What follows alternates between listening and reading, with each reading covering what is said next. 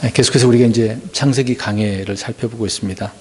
노아의 아들들의 그 세대들을 지난 시간에 야벳과 함의 세대를 좀 살펴보았죠. 오늘 더 함에 대해서 이제 가나안을 좀 더 이야기를 해야 될 것 같습니다. 먼저 이제 우리가 살펴보기 전에 성경은 단어가 참 중요한 것 같아요. 그 단어가 동일하게 어떤 의도적으로 하나님께서 사용하실 때가 있고요. 또 어떤 단어와 같이 맞물려서 해석을 해주고 설명을 해주고 또 하나님의 그 뜻을 이해할 수 있도록 해주시는 부분이 있거든요. 그러니까 이제 어떤 부분이냐면 오늘의 이제 민족, 나라, 가족 이런 이야기가 나오긴 하거든요. 그것들을 우리가 좀 잘 나눠야 되겠다라고 하는 부분입니다. 바울이 분명히 성경을 해석할 때는 바르게 나누라고 그랬거든요. 나누지 못하니까 성경이 여기저기에서 어느 지점에 가면 앞뒤가 안 맞는 경우가 생길 수가 있어요. 그러니까 안 나눠서 그러거든요. 잘 나누면 이런 문제를 잘 해결될 수가 있는 부분입니다. 그래서 대상이 중요한 것이고 또 하나님께 누구에게 말씀을 하고 있는가 그런 부분이거든요. 오늘도 이제 그런 부분을 조금 우리가 이해를 해야 되는 부분이 있고요. 또 계속 계보 이야기가 나오면 어지럽습니다. 사람 이름만 계속 낳고 뭐 누구라고 이렇게 되어져 있으니까 빨리 그냥 대충 얼버무리고 넘어갈 때가 많잖아요. 근데 오늘 하나님께서 기록하신 이런 사람들의 이름이 좀 중요한 부분이긴 합니다. 물론 상세하게 그 이름을 뭐 흩어졌다 누구다 그렇게 알 수는 없어요. 정확하게 하나님께 따로 말씀하지 않는 이상은 그렇습니다. 근데 이 내용이 역대기서에 분명히 에스라가 기록을 또 해놓고 있습니다. 그 이유는 이스라엘 백성들에게 뭔가 이들에 대해서 말씀을 해주고 있는 것이고 또 너희가 어디에 있는 것까지 이스라엘이 어디에 있는 것까지 다 제대로 설명을 해주고 있는 부분이기 때문에 그래서 어떤 족속, 나라 이거를 정확하게 알 수 있는 어떻게 보면 지금 말로 표현하면 데이터가 되는 거죠. 확실한 정보가 되어지는 겁니다.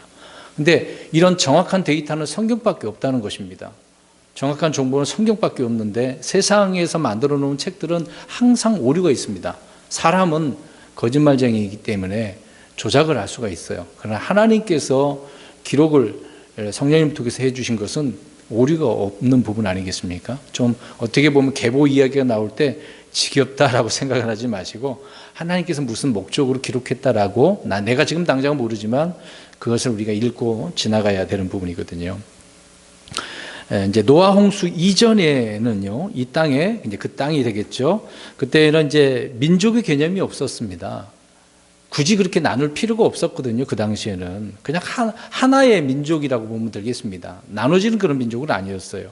그냥 가인의 아들들, 셋의 아들들 이런 분명한 족속은 있긴 있었지만 민족으로 나누지는 않았다는 것입니다. 대홍수 이전에 왜 그렇게 나누지 않았느냐라고 할 때 언어가 몇 개였습니까? 그 당시에는 하나였었죠. 민족도 하나였기 때문에 나눌 필요가 없었다 그 얘기입니다. 근데 지금 10장에 나와서는 앞으로 이제 그 11장 다음 주에 우리가 살펴볼 바벨탑 사건 이후에 흩어지면서 민족, 나라 다 나눠지게 되었습니다. 그런 부분이 이제 있기 때문에 이렇게 말씀을 잠깐 드리고 있는 것이죠. 근데 오늘날 이제 근본주의 기독교라고 하는 그곳에서 주장하고 있는 그런 가르침은 뭐냐면 셋의 후예들, 불경건한 가인의 후예들 그렇게 이야기합니다. 그러니까 셋은 경건한 후예들이라고 이야기해요. 그 셋으로부터 태어난 자들이 믿음으로 잘 살았다라고 하는 그런 근거 구절들이 있기 때문에 경건한 셋의 후손들이라고 이야기합니다. 그러나 가인을 통해서는 다 악한 존재들이라고 이렇게 생각을 해요. 근데 성경에는 그렇게 뚜렷하게 나눠지지는 않았다는 겁니다. 노아 홍수 이전에는요. 근데 노아 때를 한번 보면 모두가 다 이들은 어땠습니까? 왜 심판이 있었겠어요? 다 악했으니까 심판하신 거죠. 물론 믿음으로 사는 사람은 홍수 이전에 이미 죽은 바가 있고요. 근데 물러서 심판받은 자들은 다 뭐에 의해서? 죄에 의해서 심판당한 것이거든요. 그러니까 노아 때 모두가 불경건했고 불법과 범죄로 인해서 땅은 부패했기 때문에 하나님께서 홍수로 그들을 다 멸하셨던 것이죠. 그러니까 대홍수로 온 땅이 심판을 받았고 그래서 모든 사람들은 죽었습니다. 육체가 된 자들은 죽은 것이죠. 굳이 그래서 그들이 다 뭐 경건한 후손들이 따로 있었고 악한 후손들이 따로 있었다 그렇게 볼 수는 없다 이겁니다. 구분을 그렇게 성경은 하지 않고 있었다는 것이죠. 노아의 아들들은 주님께 또 이제 홍수 이후로 그들은 이제 복을 받았지 않습니까? 복을 받고 또 번성하라 하셨기 때문에 우리가 지금 그 후손들이 지금 쭉 나열되어 있는 창세기 10장을 우리가 살펴보고 있는 것이죠. 또 이들에게 창세기 9장 1절에 보면 땅을 다시 채우라고 명령을 해 주셨기 때문에 온 세상이 이제 이들에 의해서 흩어져서 번성하게 되어진 것을 보게 되어지죠. 그러니까 지금 온 세상은 사람이 살지 않는 곳이 없을 정도로 가득 차지 않겠습니까? 그래서 심지어 이제 땅이 부족하다 그래서 산을 개척을 하잖아. 산과 임야를 다 나무를 꺾어다가 일부는 뭐 불태우는 경우도 있잖아요. 그곳에 도시를 건설하려고 하는 부분이 있습니다. 때로는 어떤 극지방 뭐 깊은 산림에도 들어가기도 하고 우리가 여행 가다 보면은 어떻게 이런 산골짜기에 집이 있을까? 우리나라도 그렇잖아요. 저 강원도 산골짜기. 옛날에 우리 영화에 뭐 동막골? 뭐 아무튼 산골짜기에 그런 집이 사람들이 살아요. 도시 사람들이 잘 가지 않는 그런 곳들이 있단 말입니다. 그런 경우를 우리가 볼 수가 있는데, 그러니까 이 땅에 존재하는 그 모든 민족은 성경 기록대로 노아의 아들들로부터 나왔기 때문에 이들의 가족들이 흩어져서 이렇게 살았다. 이제 그런 내용들을 우리가 창세기 10장을 통해서 알 수가 있는 거죠. 그러니까 이들에 의해서 온 세상이 지금 많은 인구가 번성이 되어진 것이니까요. 말씀드린 것처럼 지난 시간에 이어서 함의 후손들 가운데 가나안과 그리고 셈의 그 자손들을 우리가 살펴보려고 합니다. 계속해서 이제 족보 이야기지만 지루하게 생각을 하지 마시고 의도가 있다라고 생각을 하셨으면 좋을 것 같아요. 그러니까 이제 모세가 오래전에 이 일들을 이제 주님을 통해서 깨닫고 알려주신 대로 성경을 기록하지 않았습니까? 그때 이제 이스라엘 백성들은 이 당시에 이런 민족들을 다 알 수밖에 없었겠죠. 들었던 내용들, 지식들도 있었을 것이고 친근하게 그들은 이해할 수가 있었던 것이겠죠. 근데 지금 한국 사람이 이스라엘 나라와 과거 이런 이야기들을 이야기하면 이게 도대체 무슨 이야기고 생각할 수 있을 것입니다. 그래도 우리가 이 부분을 잘 이해를 해야 되겠죠. 아무튼 당시 히브리 사람들은 뭐 이집트, 아시리아, 바빌론 뭐 그런 내용들을 모세 당시 사람은 다 이해를 하고 있는 바라는 것을 알 수가 있겠죠. 그러니까 성경에 기록하고 있는 이 구절들이 굉장히 어떤 역사학적으로도 깊은 사료가 되는 말씀들이다라는 것을 잠깐 말씀드렸습니다. 그러니까 성경이 참 위대한 거죠. 정확하게 확실하니까. 아까도 잠깐 지나가면서 말씀드렸습니다만 역대기상 1장에서부터 이제 9장까지 아담부터 시작을 해서 온통 족보 얘기가 계속 나옵니다. 이런 이야기를 또 이렇게 언급한 이유를 이스라엘 백성들이 반드시 알아야 할 그런 내용들이죠. 그러니까 바벨론에서 돌아왔는데 많은 사람들이 뭐 잡혀갔고 노예로 잡혀갔겠죠. 죽었기 때문에 별로 이스라엘은 사람들이 얼마 없었단 말이죠. 그러니까 다시 돌아와서 이런 체계를 바로잡기 위해서 에스라는 역대기서를 통해서 이제 과거에 있었던 이런 이야기들을 또 한번 기록을 해주고 백성들에게 알려주게 되었던 부분입니다.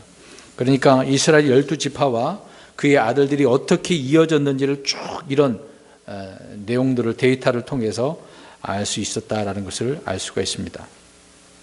그런데 이런 내용들은 좀 감동되는 것은 없잖아요. 마음에 막 감동이 되고 은혜가 되고 그런 내용은 없습니다.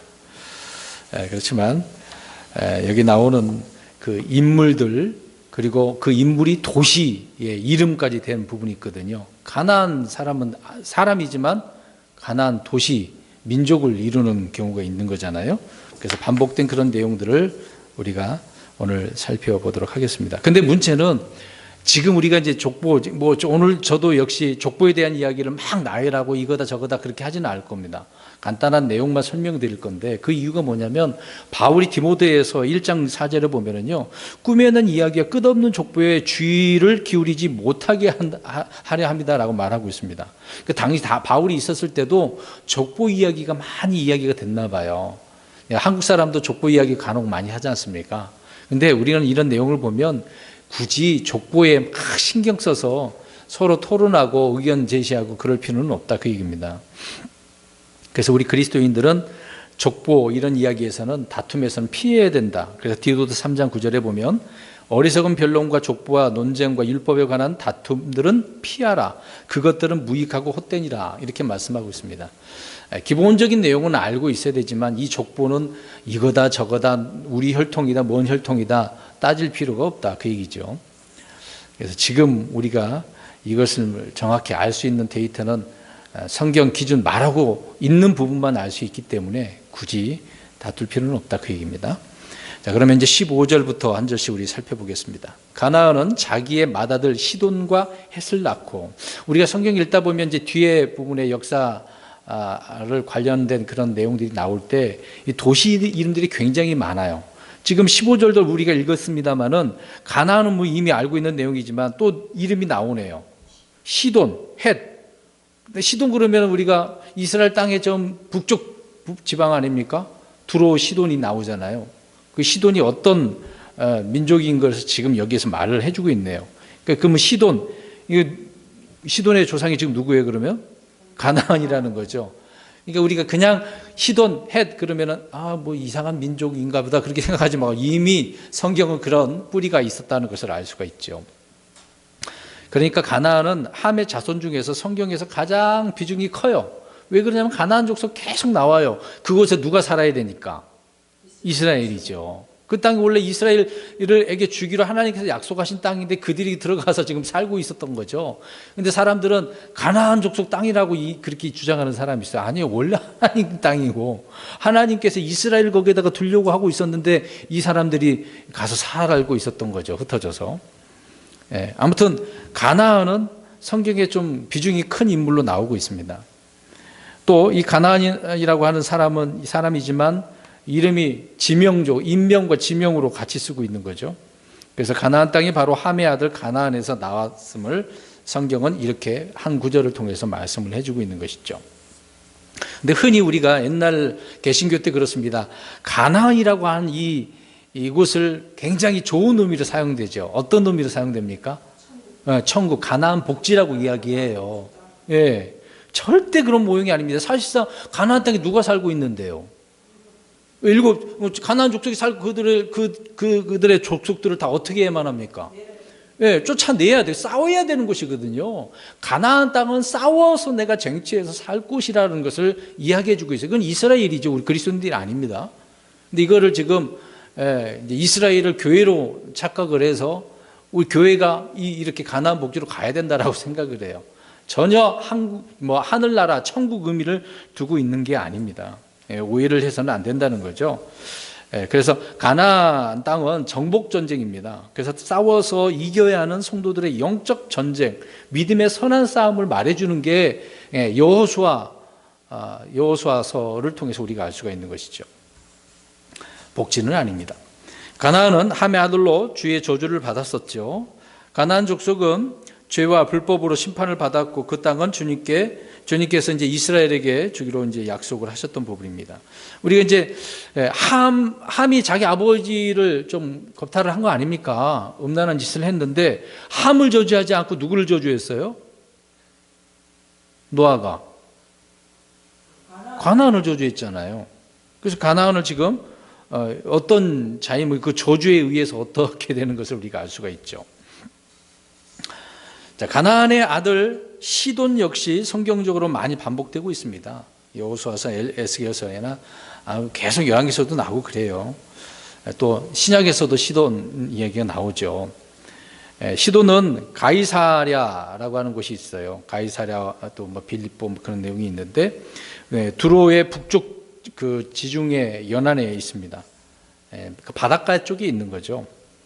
근데 그 위쪽으로 좀 거기에서 한시 방향 쪽으로 약간 가보면 단지파가 있어요. 단지파가 사사기서에 보면 밑에 이제 땅이 있었는데 그들은 거기에서 거하지 않고 일부가 북쪽으로 옮겨지게 되어지죠. 그쪽이 라이스 아니겠습니까?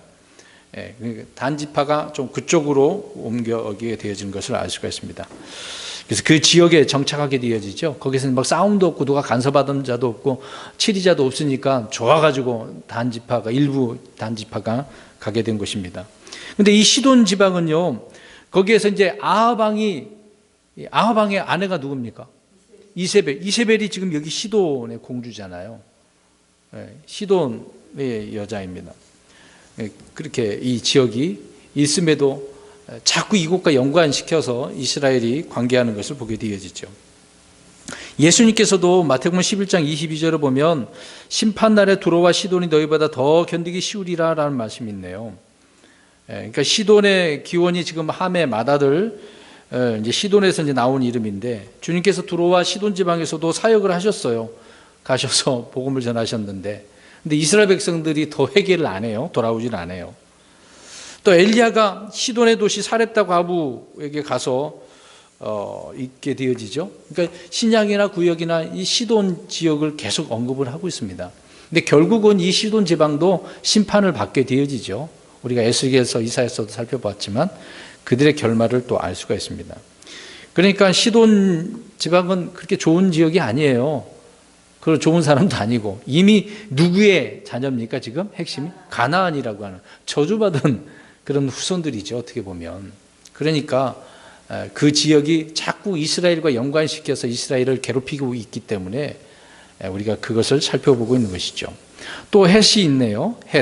헷의 자손들은 창세기 23장 3절에 또 이렇게 나오는데, 근데 거기에서 아브라함이 매장지를 샀잖아요.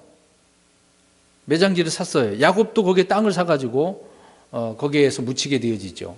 이삭의 아들 에서가, 근데 또 보면은 이 헷이라고 하는 그 관계가, 이 에서가 헷의 아내 두 아내를 얻게 되어지잖아요. 계속해서 이스라엘 백성들도 아브라함도 그렇고 이 헷이라고 하는 곳에 뭔가 엮이고 있는 것을 알 수가 있습니다. 또 그 다윗이 범한 여자 밧세바의 남편이 우리아가 어디 사람이라고 그래요? 헷 족속이잖아요. 헷. 자꾸 연관되어져 있네요. 또 솔로몬이 이방 여인을 아내로 맞을 때도 이제 파라오의 딸도 이집트 딸도 있었겠죠. 이집트 사람, 모압 족속, 암몬 족속, 에돔 족속, 시돈 족속, 헷 족속도 마찬가지입니다. 여러 지방의 여인들과 결혼을 했네요. 정약 결혼이었던 거죠. 이 헷의 뜻은요, 무시무시하다라고 하는 뜻이에요. 공포의 대상이었습니다. 이름 자체가 그래요. 그런 족속이었다라는 것을 알 수가 있습니다. 그러니까 자꾸 그들이 이스라엘을 이제 괴롭힐 때 이런 일들이 무시무시한 어려움을 당한 경우라고 봐야 되겠죠. 그래서 시돈과 헷에 대한 이야기를 한 구절 속에서 말씀을 하고 있습니다. 그 다음에 16절에 18절입니다. 또 여부스 족속과 아모리 족속과 기르가스 족속과 히위 족속과 알가 족속과 신 족속과 아루와 족속과 스말 족속과 하마 족속을 낳았으며 그 뒤에 가나안 족속들의 가족들이 널리 흩어지니라. 족속들의 이름이 굉장히 많네요. 가나안 그 후손들이 이런 족속으로 이렇게 많이 번성이 됐고 흩어져서 살게 되어진 것을 보게 되어집니다. 그러니까 여기에서 여부스 족속, 아모리 족속, 우리가 가나안에 있는 자들 아닙니까? 이스라엘과 계속해서 맞물려져 있습니다. 이 장소에 또 귀한 장소인 것을 또 보게 되어지죠. 원래 여부스 그러면은 거기에 누가 있습니까? 여부스 그 족속의 오르난의 타작마당, 거기에서 다윗이 무엇을 합니까? 그렇죠. 하나님 앞에 그 인구조사 문제 때문에 거기에서 하나님 앞에 또 헌물도 드리고 그 땅을 사게 되잖아요. 거기에 또 이제 아브라함이 누구를 걷다가 잡아서 죽이려고 했습니까? 자기 아들 이삭, 모리아산이 있고요. 또 솔로몬이 그곳에다가 성전을 지은 것입니다. 모리아산. 이 타작마당 그 장소예요. 지금 이스라엘 그 예루살렘 도시에 가보면 그 예루살렘 그 성전 도시 그 위치가 다 이쪽 부분 아니겠습니까? 그래서 성경에 이 이름이 나와 있지만 안 좋은 족속이긴 하지만 거기에 또 특별한 장소가 있기 때문에 성경은 언급을 하고 있다, 그 얘기입니다. 문제는요, 이제 말씀드리려고 하는 부분이 있는데, 이들이 가나안 땅에 살고 있었기 때문에 쫓아냈어야만 하는 거잖아요. 그래서 하나님께서 이미 오래전에 모세를 통해서 그들을 쫓아내라고 하셨고 그 족속들과 어떻게 하지 말라고 그랬어요? 아들, 딸들을 결혼시키지 말라고 그랬습니다. 근데 쫓아내지 않고 그들과 동맹을 또 맺기도 하고 그냥 좋은 게 좋은 거니까 서로 싸우지 말자. 한쪽이 피 터지니까. 막 그런 문제 때문에 이스라엘 백성들이 포기해버리잖아요. 그로 인해서 서로 어떻게 됩니까? 섞이게 되어지죠. 아들, 딸들을 주고받고 하다 보니 문제가 생긴 것이죠. 그래서 그곳에 불법이 가득하게 되어지고 그들이 이제 이스라엘 백성들이 동화되어지니까 그 족속들이 행했던 가증한 일들을 따라하게 되어집니다. 그래서 결국은 우상을 섬기다 보니 하나님을 멀리하게 되어지는 거죠. 이런 족속을 이미 말씀을 해주고 있고 그런 저주받은 족속들을 물리쳤어야 되는데 하지 못하니까. 그러니까 이런 악한 존재를 이스라엘 백성들은 해결을 했어야만 하는 부분이죠. 그걸 하지 못한 것을 나중에 우리가 역사를 통해서 알 수가 있습니다.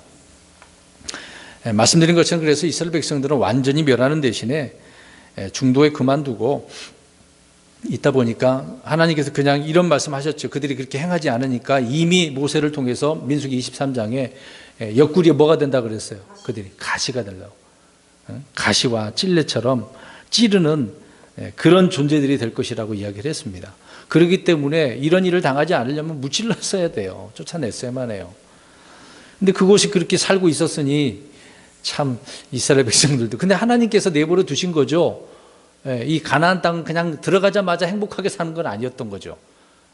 하나님은 이런 정복 전쟁을 통해서 그럴 때마다 더 주님을 바라보고 의지하고 그렇게 하도록 해 두셨던 것을 우리가 알 수가 있는 것입니다.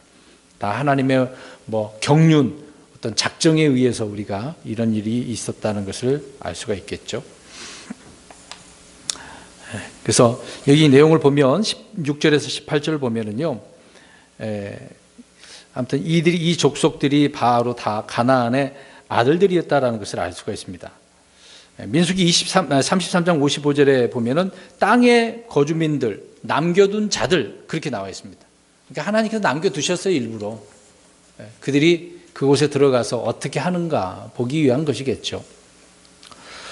이스라엘은 그래서 이들 족속 가운데 살면서 연합하고 결혼을 통해서 친인척 관계를 맺었을 뿐만 아니라 말씀드린 것처럼 우상 숭배로 빠지게 되었던 것입니다. 그래서 바알을 섬기고 작은 숲을 섬기고 여신 아스타롯을 섬기게 되어지고 정말 이스라엘 백성들 가나안 땅에 들어가서 제대로 살지는 못했던 거죠. 물론 특별히 세운 사사들을 통해서 재판관을 통해서나 또 신실한 선한 왕을 통해서 바로 잡는 경우는 있었지만 그게 오래가지는 못했습니다. 계속해서 반복적으로 주님을 떠난 일들을 보게 되어지죠. 그래서 사사기서 3장 5절부터 7절에 그런 내용들을 금방 말씀드린 그 내용들이 다 나와 있는 것입니다. 그래서 여기서 말씀드리고자 하는 것은 뭐냐면요, 자꾸 세상은 같이 하자, 동화시키려고 하는 거죠. 좋은 게 좋은 거니까. 그래서 인종도 통합시키고 민족도 통합시키고 종교도 통합시켜서 일치운동을 하자, 그러지 않겠습니까? 그래서 이스라엘 민족, 주변 민족들이 이렇게 하고 있었다는 것이죠. 이것이 지금 오늘날도 마찬가지입니다. 우리 교회 입장에서 영적인 우리가 보게 되어지면 세상은 자꾸 세상과 우리랑 친하게 지내자라고 합니다. 그러나 우리는 세상과 친하게 지낼 수 없는 거죠. 원수지간인데 거기에서 분리되어진 우리 그리스도인들 아닙니까? 그래서 우리는 분리, 비일치, 비동조, 동조해서는 안 되는 거거든요. 근데 이것에 따라서 오히려 세상과 자꾸 섞이려고 하고 있고 이게 문제인 것이죠. 그러니까 이 미래의 일까지 지금 우리가 이 구절을 통해서 살펴보았습니다. 이런 족속들이 자꾸 합치자 그러기 때문에 그래요. 동맹하자. 그러니까 여호수아 때 저 멀리에서 사신처럼 꾸미고 온 족속들이 무슨 족속이에요? 기브온이에요? 기브아예요? 기브온이죠. 기브아는 그 가는 이제 동성연이 지냈던 베냐민 지파하고 있었던 기브온 족속들이, 그들이 이제 이스라엘이 너무 강하니까 어떻게 할 수가 없어서 그들은 이방 민족이긴 하지만 그냥 머리 숙이고 들어온 거잖아요. 다행히 그래서 그들은 살았었죠. 계책에 의해서 당한 것이긴 하지만, 근데 그로 인해서도 물론 이 기본 족속 외에도 다른 족속들과 같이 이렇게 동조를 하다 보니까, 동맹을 하다 보니 문제가 생겼던 것이죠. 그래서 이런 족속이었다라는 것을 우리가 알 수 있습니다. 19절입니다. 가나안 족속들의 경계는 시돈에서부터 내가 그 아래 이를 때 만나는 가자까지며, 또 내가 가면서 만나는 소돔과 고모라와 아드마와 스보임까지 곧 라사까지였더라. 다 이스라엘 사람들이 들어가서 살 곳에 누가 살고 있어요? 가나안 족속들이. 그 경계까지 다 얘기해 주잖아요. 어디까지라고? 자, 라사까지네요. 소돔으로 시작을 해서. 예. 그들이 하나님께서 아브라함에게 주시기로 한, 후손들에게 주시기로 한 그 땅에 이렇게 정착하고 있었습니다. 여기 언급된 도시들은 하늘에서 내려오는 불과 유황으로 멸망당하기도 했겠죠. 라사는 단지파가 있었던 라이스, 그 지역이라고 보시면 될 것 같습니다. 자, 간단한 내용이니까요. 이렇게 넘어가고 20절. 이들은 함의 아들들 곧 그들의 가족들과 언어들에 따라 그들의 나라들과 민족들대로 함의 아들들이니라. 가족들인데, 이게 가족들 언어, 나라들 민족들. 우리 이제 바벨탑 사건 이후로 같은 말을 하는 사람이 있을 거 아닙니까? 그렇게 언어와 가족들이 섞였다라는 것을 알 수 있습니다. 네, 후대의 함을 대표하는 나라는 저번 시간에 잠깐 말씀드렸는데 이집트입니다. 함 족속 그러면 주로 여러 이제 분파로 나눠지긴 되는 부분이 있긴 하지만 핵심은 지금 이집트입니다. 대표하는 나라가 이집트입니다. 이들은 고대 가장 강력한 민족이고 국가를 이룬 것을 압니다. 그래서 이집트 문명 우리가 들어보셨죠? 엄청난 그 문명을 이룬 도시와 나라 국가가 이집트입니다. 그래서 지금 이 땅에 수많은 함족 국가들이나 민족들이 있지만 그중에 가장 두각을 나타내는 그런 나라는 거의 없었던 거죠. 이들은 고대의 영광을 그리하면서 흑인들이 문명의 뿌리고 인류의 조상들이라는 것을 주장을 합니다. 그래서 흑인 인권 막 굉장히 많이 나오잖아요. 특히 미국 같은 경우에는 흑인 잘못 건드리면 지금 문제가 있습니다. 자꾸 이제 흑인들이 들고 일어서는 것을 보게 되어지죠. 그러나 함의 아들들은 그런 존재이긴 하지만 그들 가운데서도 예수님 믿음이 뭐가 되는 거예요? 교회가 되는 거죠. 그러니까 지금 이런 족속 저주받은 후손들이라 할지라도 예수 믿기만 하면 다 해결되는 문제입니다. 참 하나님께서는 그런 피부 색깔도 다 상관하지 않으시죠. 민족도 상관없어요. 없이 다 믿기만 하면 되는 것인데, 그런데도 불구하고 그들은 주님을 믿겠습니까? 잘 안 믿죠. 흔하지는 않습니다. 21절입니다. 셈은, 이제 셈이네요. 셈은 에벨의 모든 자손의 조상이요 그 형 야벳의 동생이라. 그에게도 자손이 태어났는데, 우리가 알다시피 셈은 야벳의 동생이라고 나오죠. 그러니까 첫째가 야벳이고 둘째가 셈이죠. 막내가 이제 함이에요. 야벳, 셈, 함이에요. 순서가 그렇습니다. 자, 여기 이제 에벨이 나오네. 에벨은 강 건너라는 뜻인데요. 유프라테스 강을 말합니다. 히브리인들이 강 건너 왔다라고 이제 그렇게 표현을 하긴 하는데, 에벨이라는 뜻이 바로 그렇습니다. 강 건너, 그 강은 바로 유프라테스 강을 말하는 거죠. 저 유프라테스 강을 건너서 온 그런 의미가 되는 것입니다. 그래서 셈은 유프라테스 강 동쪽을 차지했고 메소포타미아, 바빌론, 페르시아, 이라크, 이란, 파키스탄, 아프가니스탄 이런 땅을 차지했다고 합니다. 지금 그렇게 살고 있는 것이죠. 그러니까 대부분 지금 그러면 어떤 지역이에요? 이 지역이 흔히 말하는 중동 지역이라고 보시면 되겠습니다. 22절 셈의 자손은 엘람과 아수르와 아르박삭과 룻과 아람이요.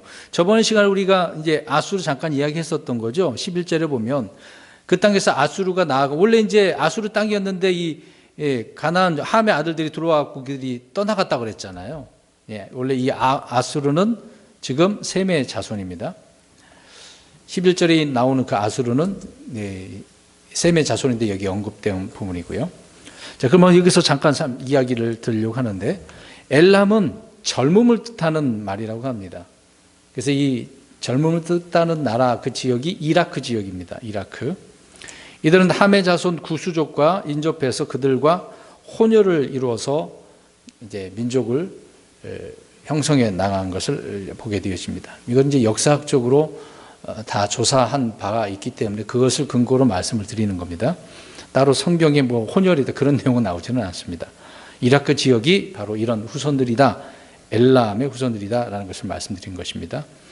아수르는 평원이라는 뜻입니다. 왜? 그 지역이 평원이 있었기 때문에 아수르 그렇게 이름을 명명한 것으로 보입니다. 이름이 그렇게 태어날 때부터 그렇게 지은 부분이 있긴 하지만, 그래서 티그리스와 유프라테스 강 북쪽이라고 합니다. 아시리안의 조상이 아수르이니까요. 그 다음에 아르박삭스는 아르메니아 거주, 아르메니아라고 하는 곳인데요. 그것에 거주하면서 야베 족속인 두발과 메섹과 혼혈이 되었다라고 합니다. 그리고 이제 룻이 있네요. 아브라함의 조카 룻 그렇게 생각하지 마시고 따로 룻이 있습니다. 룻은 소아시아 동부 지역의 거주민들로 이제 라바 족속과 혼혈이 되었다고 합니다. 그리고 아람은 높은 땅이라는 뜻인데요. 아람족이고 유프라테스 강 서쪽에 살던 시리아 사람들이랍니다. 지금의 시리아라고 생각하면 되겠네요.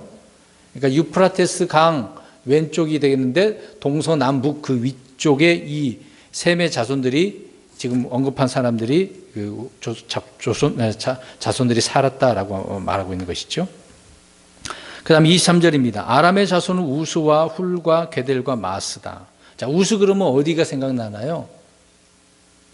우주. 욥이 살던 땅입니다. 욥이 살던 땅이 우스예요. 우즈라고 발음도 하긴 하는데 우리나라 한국말로는 우수로 이렇게 번역이 되었습니다. 오즈의 마법사 들어보셨나요? 우주 그 지역을 좀 이야기하는 바가 있습니다. 이제 우즈 이제 아니 꼭 그건 아닌데 발음이 그런 부분이 있긴 하는데요. 아무튼 우즈 그럽니다. 근데 유대인들이 앞으로 대환란 때에 피난할 곳이 바로 이곳입니다. 흔히 말하는 에돔이잖아요. 에돔, 우수의 땅, 우수 땅에 에돔이 살고 있었습니다. 우수 땅인데 에돔. 왜? 에가서 4장 21절에 보면 우수 땅에 거하는 에돔에 따라 그렇게 얘기해요. 그러니까 에돔이 어디에 살고 있다고요? 우수에. 네. 우수란 확고함이라는 뜻인데요. 오늘은 이제 요르단 지역이 될 것입니다. 예전에 이제 에서 후손들이 살게 되어진 지역인데 나중에 환란 때 이스라엘 백성들이 주님께서 그들을 이곳에 특정한 이 장소에 숨기셔서 부양하신다라고 말하고 있죠. 그 지역이라고 볼 수 있습니다. 그 다음에 훌이라고 하는 것은 동그란 원이라는 뜻이라고 하네요. 이들은 아르메니아와 시리아 서부 쪽에 정착한 것으로 보인다고 합니다. 그 다음에 게델 마스는 거주지가 어딘지 모릅니다. 그냥 그 이름만 이렇게 나와 있는 것을 이해되죠. 24절입니다. 아르박사스는 살라를 낳고 살라는 에벨을 낳았더라. 살라는 확장이라는 뜻이네요. 근데 이것도 확인되지 않아서 모릅니다. 그리고 에벨은 아브라함, 이삭, 야곱과 같은 히브리인들의 조상이라고 하네요. 에벨이 히브리인들의 조상. 그 다음 25절입니다. 에벨에게 두 아들이 태어났는데 하나의 이름은 벨렉이었으니 이는 그의 날들의 땅이 나누었기 때문이더라. 그의 형제의 이름은 욕단이었는데, 이제 벨렉과 욕단을 보게 되네요. 에벨에게 두 아들이 있습니다. 벨렉과 욕단이 있는데 벨렉의 때 땅이 어떻게 됐습니까? 나눠졌네요.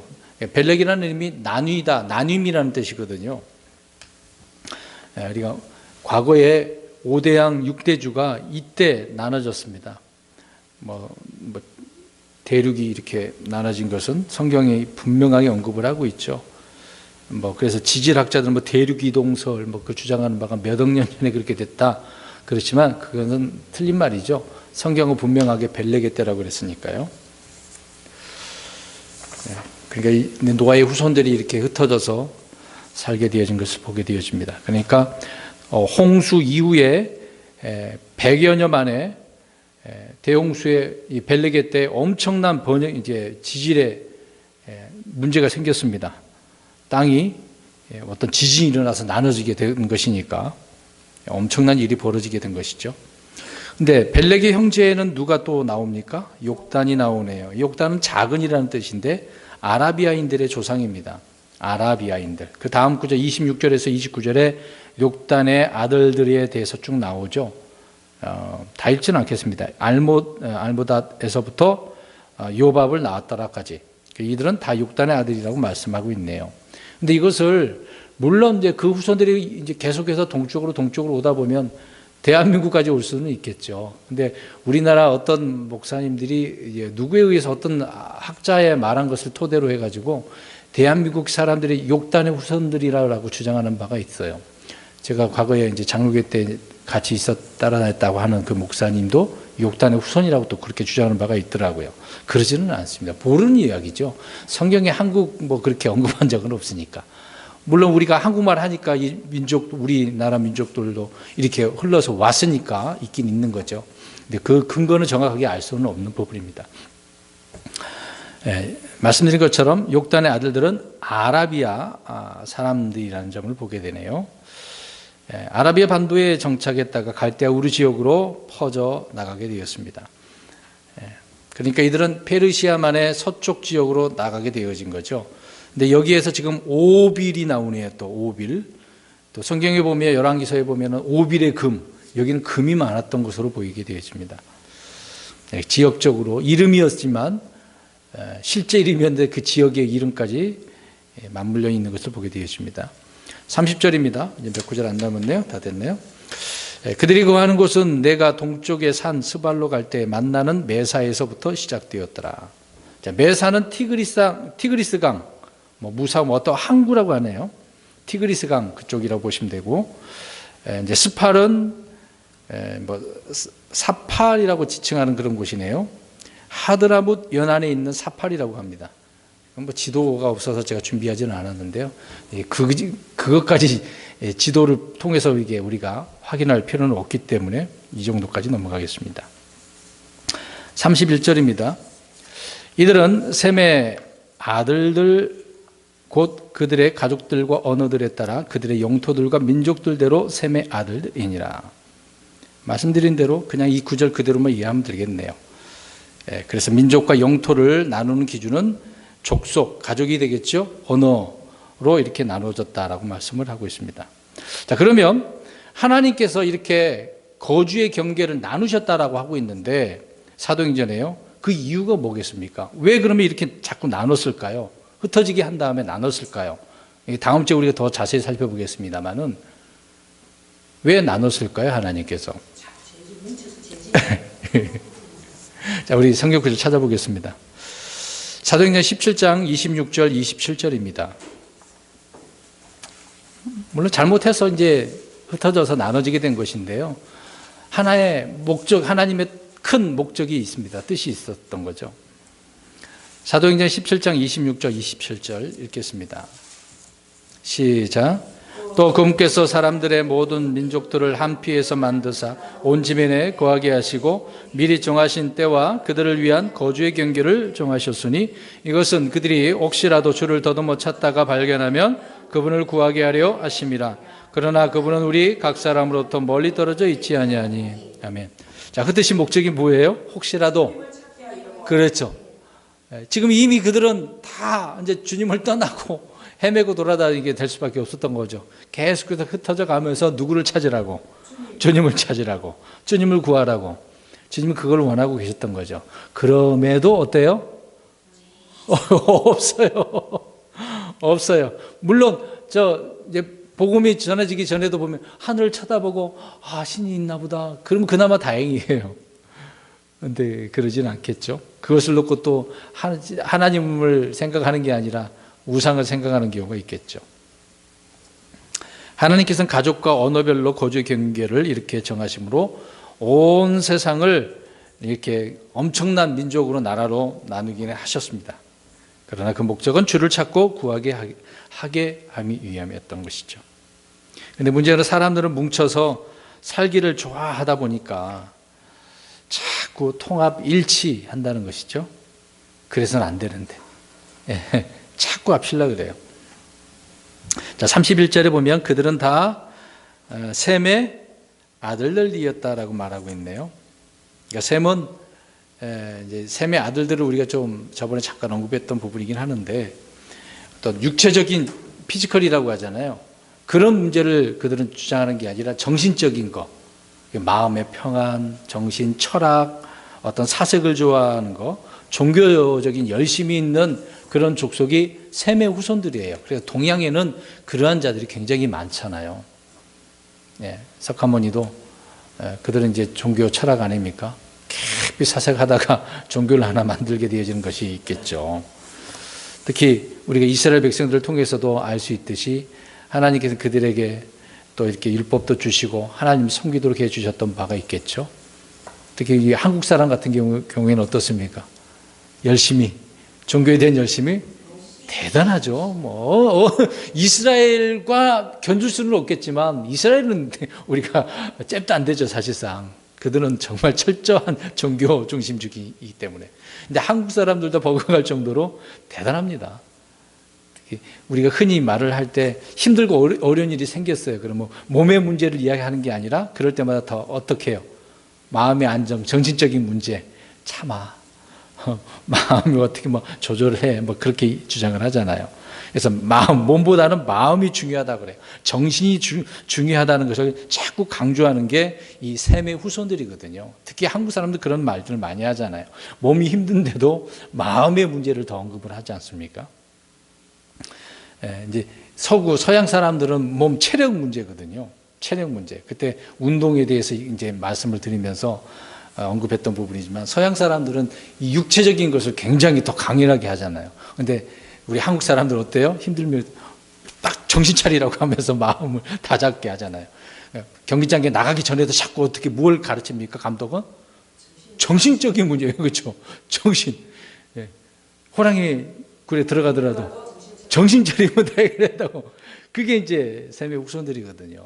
한국 사람만 그런 건 아니지만 셈의 후손들이 주로 이것을 강조합니다. 자, 여기에 말씀드린 것처럼 야벳은 자꾸 육체적인 부분을 강조하는 것이지만 셈 후손들은 그렇지 않다. 그 다음에 32절입니다. 마지막 구절이네요. 이들은 노아의 아들들의 가족들 곧 그들의 세대들에 따라 그들의 민족들대로 노아의 아들들의 가족들이니라. 홍수 이후에 이들로 말미암아 땅에서 민족들이 나뉘었더라. 자, 홍수 이후에 땅에서 민족들이 나누어졌네요. 물론 바벨탑 그 이유가 되는 것입니다. 계속해서 이제 자녀들 낳았는데 본격적으로 바벨탑에 의해서 다 흩어지게 되어지고 나누게 되어진 것이죠. 자, 10장은 전체적으로 보면 노아의 세 아들들의 세대들에 대한 기록인데요. 현재 인류의 모든 사람들은 다 이 노아의 세 아들들의 후손이죠. 물론 처음으로 올라가면 이제 아담인데 본격적인 그 내용들을 우리가 보면 노아의 세 아들들이 되겠죠. 각 민족들은 육신의 그 혈통에 따라 그래서 이렇게 나눠지게 되어진 것입니다. 근데 한번 보십시오. 말씀드린 부분이긴 하지만 노아와 그 자녀들을 한번 보세요. 이 세 아들들이 여전히 물에서 건진 받았습니다만은 어떤 삶을 살아요? 육체적인 삶을 살아가는 거죠. 물에서 구원이지 혼의 구원은 아니었던 부분 아니겠습니까? 그들이 아무리 무엇을 해도 역시 그들은 혼이 어떻게 돼야 돼요? 구원받아야 되는 것 아니겠습니까? 근데 물에서 구원받았다고 해서 그들이 혼이 구원받았다고 할 수는 없고 여전히 그 후손들 역시 육체적인 삶을 살아가는 것을 보게 되어지죠. 그래서 가나안에 들어와서 사는 그 무리들을 보면 우리가 잘 알 수가 있는 것입니다. 그래서 그들은 죄들로부터 의롭게 된 것이 아니죠. 자, 그러나 우리 결론적으로 우리 그리스도인들 한번 생각해 보시기 바랍니다. 우리는 어떻게 구원받습니까? 물에 의해서 어떤 환경에 의해서 그런 부분은 아니지만 우리의 혼은 주 예수 그리스도를 믿음으로 말미암아 은혜로 구원받죠. 예수님께서 우리의 모든 죄를 제거하시기 위해서 십자가에 죽으신 것, 주님이 다 해결해 주셨기 때문에 우리가 구원받는 것이죠. 그래서 주님의 그 피로 의롭게 되고 거룩하게 되어지는 것입니다. 구약 성경에 보면요, 기록된 이런 인물들을 우리가 쭉 나열해서 대충 살펴보았는데 이런 역사적인 인물들 또 사건들이 나옵니다. 또 그런 것들이 신약에서 또 계시되는 그런 일들의 모형이고 그림자고 예표라는 것을 알 수가 있는 거죠. 그런 일들이 지금까지 계속 주님께서 오셔야만 해결되는 부분이니까 그러기 전까지는 이런 일들이 반복되고 있다. 그런 가운데 우리가 예수 그리스도를 믿고 교회가 되어서 주님을 신실하게 믿어야 되는 거죠. 오늘 결론적인 부분이지만 이 가나안 족속들에 의해서 이스라엘 백성들이 어떻게 살게 됐다고 그랬습니까? 섞이게 되었다는 거죠. 혼혈 아들이 생기는 것이고 또 섞이다 보니 정말 씨가 더럽혀지는 부분이죠. 그러나 하나님께서 씨를 또 보존하신 바가 있지만 이렇게 세상과 분리되어지고 비동조, 비일치를 해야 되는데 받아들이면 문제가 생긴다는 것을 우리는 이미 창세기 10장을 통해서 말씀한 걸 통해서 이해를 할 수밖에 없습니다. 그들이 누군가를 알 수가 있는 거죠. 그럼 우리는 이런 사실들을 알게 됐다라고 한다면 성경 기록 통해서 깨닫게 되었다고 한다면 우리는 이 세상에서 어떻게 살아가야 되는가를 알 수가 있습니다. 세상과 친하게 지내면 되겠습니까? 세상의 것과 가까이 하면 되겠습니까? 멀리하고 죄를 미워하고 저주하고 그래야 되는 거죠. 그런데 그런 것이 정말 훔친 사과가 어떻다고 그래요? 달고 맛있다고 한 것처럼 자꾸 안 좋은 것을, 악한 것을 이렇게 좋다라고 하는 사람들이 많이 있네요. 그리스도인들도 이런 것을 즐기면 빠져나오기가 어렵습니다. 그러니까 우리는 이런 내용들을 간단하게만 살펴보면서 우리가 내게 처해진 이런 상황 속에서 나 자신을 세상과 일치하지 않게 세상에 동화되지 않도록 우리 자신을 항상 돌아보고 말씀으로 사는 저와 여러분의 삶이 되시길 주의 이름으로 축원합니다.